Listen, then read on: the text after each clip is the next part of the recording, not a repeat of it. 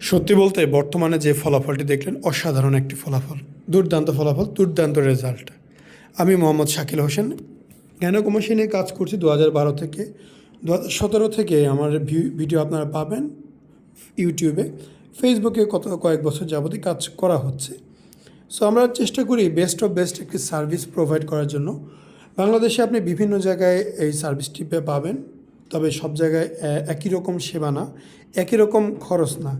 আমরা সর্বোচ্চ মানের সেবাটা সর্বনিম্ন খরচে দেওয়ার সবচেয়ে বেশি চেষ্টা করি।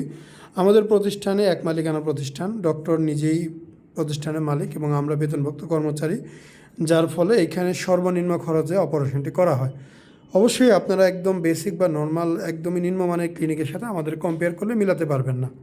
তো এই ভাইয়ের অপারেশনের পরের যে অবস্থাটা দেখতে পাচ্ছেন, একদমই ফ্ল্যাট বডি এবং আগের অবস্থার সাথে কম্পেয়ার করলে দেখা যায় কতটা পরিবর্তন এসেছে। কোনো স্কিন লুজনেস নেই, কোনো কিছুই না।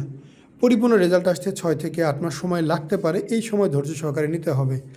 এখন অপারেশন হয়েছে, বুকটা একটু চেপে আসছে, বেল্ট ছিল, ব্যান্ডেজ ছিল, এই কারণে যখন বুকে আলো বাতাস পানি লাগবে আস্তে আস্তে ন্যাচারাল হবে, বুকে পশম আসবে, একটু চর্বি গেইন হবে, সব কিছু মিলিয়ে পরিবর্তন আসতে একটু সময় দিতে হবে।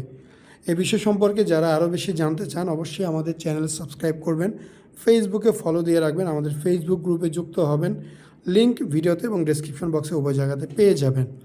যারা এই চিকিৎসা সম্পর্কে আরও জানতে চান সরাসরি আমাদের প্রতিষ্ঠানে আসবেন, সামনাসামনি দেখবেন, রোগীদের সাথে কথা বলবেন, কথাবার্তা বলে আপনি সিদ্ধান্ত নিতে পারবেন কি করা উচিত।